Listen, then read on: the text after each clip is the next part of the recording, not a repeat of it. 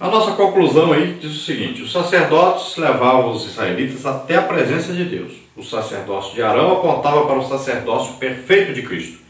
Atualmente, todos que creem em Jesus e no seu sacrifício na cruz foram feitos pela fé reis e sacerdotes do Deus Altíssimo. 1 de Pedro 2, 5 e 9. Você é representante de Deus aqui na terra e nessa posição, você tem levado outros até Cristo? Então é a nossa função primordial aqui na terra. Todos nós fomos chamados por Deus para ganharmos almas. Então é o principal trabalho de todo crente. É que todos foram chamados para ganharmos almas. Agora, aquele que foi escolhido para ser um ministro na casa de Deus, aquele que foi chamado para o ministério, escolhido para o ministério, então ele deve pensar que ele é um exemplo para os outros. E ele sempre tem a obrigação de levar pessoas a Deus, de fazer com que as pessoas procurem uma vida de santificação, de honestidade. Ele deve sempre priorizar isso, ele deve sempre ensinar sobre isso, ele deve combater o pecado, onde quer que ele esteja. Então ele é um representante de Cristo. Ele faz parte do corpo de Cristo, tem Cristo como o soberano Senhor e sempre ele procura adorar a Deus, sempre levar o povo a Deus, sempre interceder pelo povo. Nós vamos orar agora, convidamos você a orar juntamente conosco. Se você deseja aceitar Jesus como Senhor e Salvador, é hora de fazer. Se você deseja e tem esse desejo profundo de entregar sua vida para Deus, para que você seja um ministro de Deus, para que você seja um obreiro de Deus, para que você possa servir inteiramente a Deus, você ore agora e peça ao Senhor para dar essa confirmação na sua vida, para que Ele escolha você para o ministério. E você também vai pedir a Deus para que a igreja, aqueles que dirigem, possam descobrir em você esse chamado e essa escolha de Deus. Vamos orar então e logo após estaremos trazendo então o questionário. Pai querido, em nome de Jesus, te apresentamos essas vidas que se chegam a Ti.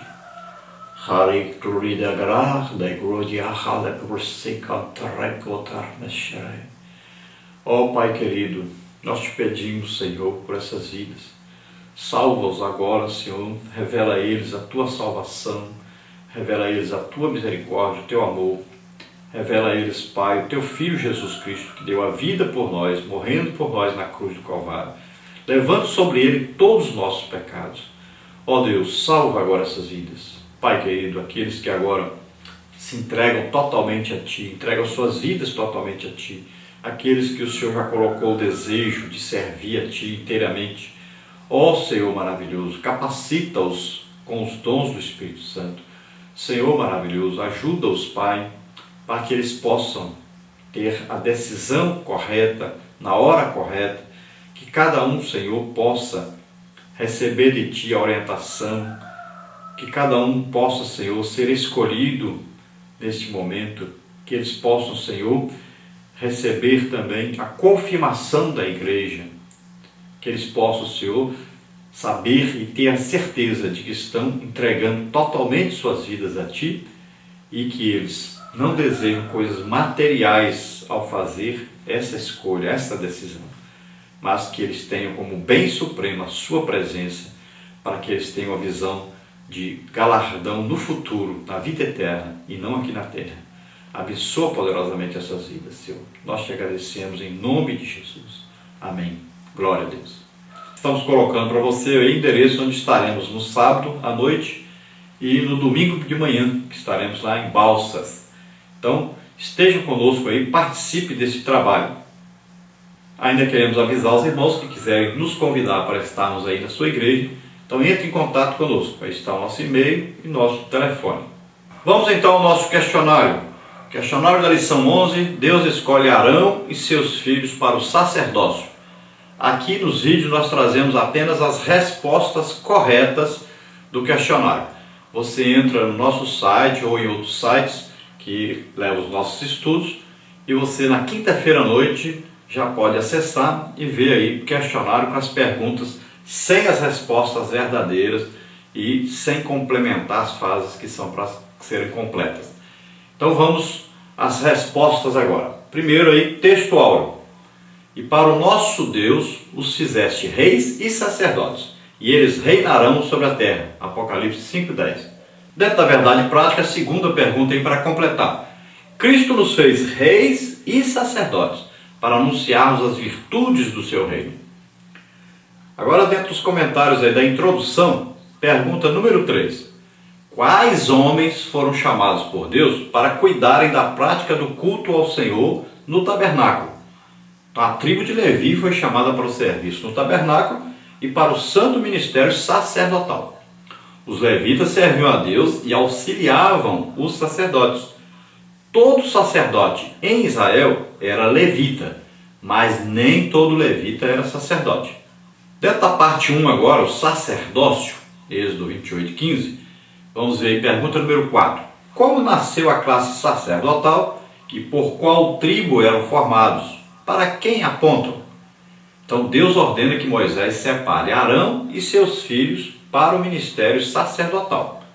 O sacerdote deveria não somente pertencer à tribo de Levi, mas era preciso que fosse um descendente de Arão, que teve o privilégio de ser o primeiro sacerdote de Israel.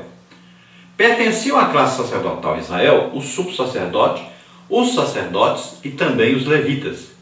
O sacerdócio de Arão apontava para Cristo, nosso sumo sacerdote eterno, Hebreus 6:20. Arão era um ser humano e, portanto, um pecador que carecia de se apresentar diante de Deus com sacrifícios pelos seus próprios pecados. Mas Cristo é perfeito e seu sacrifício por nós foi único, completo e aceito pelo Pai. Agora, pergunta número 5. Quais eram as funções de um sacerdote? Então, sua principal missão era apresentar o homem pecador diante do Deus Santo. Eram especificamente 3 as obrigações básicas do sacerdote: santificar o povo, oferecer dons e sacrifícios pelo povo e interceder pelos transgressores. Eles também atuavam como mestres da lei. O sacerdócio de Arão apontava para Cristo, nosso único mediador diante de Deus. Como sumo sacerdote, Cristo intercede diante do Pai por nós. Agora a pergunta número 6. De que viviam os sacerdotes? Então, as nações que estavam ao redor dos hebreus já conheciam o serviço sacerdotal. Os sacerdotes não receberam nenhuma herança de terras quando as tribos entraram na terra prometida, pois a sua recompensa era servir ao Todo-Poderoso. Eles eram sustentados pelas ofertas e os sacrifícios levados ao tabernáculo. Viviam de modo simples e dependiam única e exclusivamente da obediência e fidelidade do povo ao trazer seus dízimos. Dentro da parte número 2 agora, a indumentária do sacerdote. Pergunta número 7. Como eram as vestes sacerdotais, de que eram feitas e qual o seu significado? Êxodo 28, de 4 a 28. As vestes do sacerdote deveriam ser santas. Eles não poderiam se apresentar diante do Senhor de qualquer maneira. O linho fino apontava para a pureza, perfeição e justiça de Cristo, nosso sacerdote.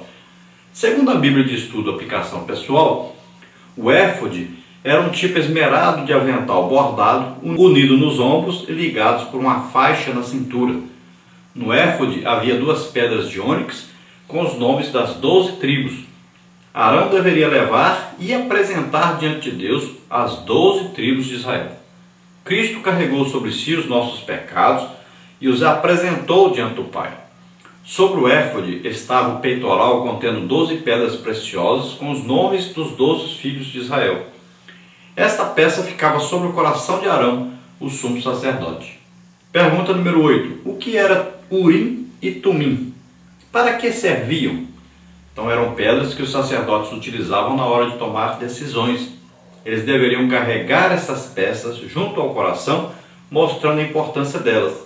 Isso nos mostra que nossas decisões devem ser tomadas de acordo com a palavra de Deus. Parte 3. Ministros de Cristo para a igreja. Pergunta número 9. O que significa serem chamados por Deus? Os verdadeiros ministros da igreja são chamados e vocacionados pelo Senhor.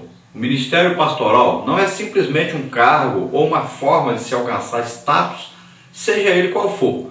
Muitos querem viver da obra e não para ela. Quem exerce o santo ministério sem a direta chamada do Senhor, o dono da obra, é o intruso e está profanando a obra de Deus. Pergunta número 10. O sacerdote não podia se apresentar diante de Deus e da congregação de qualquer maneira. Quais qualificações eram e são exigidas? Então o pastor deve sempre agir de modo a dar um bom testemunho. O bom testemunho deve vir não somente dos que estão de fora da igreja, mas especialmente para os irmãos em Cristo. É preciso viver uma vida digna diante dos homens e também diante de Deus. O pastor deve em tudo ser o exemplo. Pergunta número 11. Que tipo de comprometimento com a palavra os sacerdotes deveriam e devem ter? Então os sacerdotes também tinham a função de ensinar a palavra de Deus. Da mesma forma, Paulo recomenda que o ministro seja apto para ensinar. É preciso que seja alguém capacitado na palavra. A missão dos ministros de Cristo consiste no serviço, na mordomia, isto é, na administração dos negócios de Deus e, sobretudo, em sua fidelidade e santidade. Agora, dentro da conclusão, pergunta número 12 para completar. Os sacerdotes levavam os israelitas até a presença de Deus. O sacerdócio de Arão apontava para o sacerdócio perfeito de Cristo. Atualmente, todos que creem em Cristo e no seu sacrifício na cruz foram feitos pela fé reis e sacerdotes do Deus Altíssimo. 1 de Pedro 2, 5, 9. Você é o representante de Deus na terra. E nessa posição, você tem levado outros até Cristo? Glória a Deus, aleluia.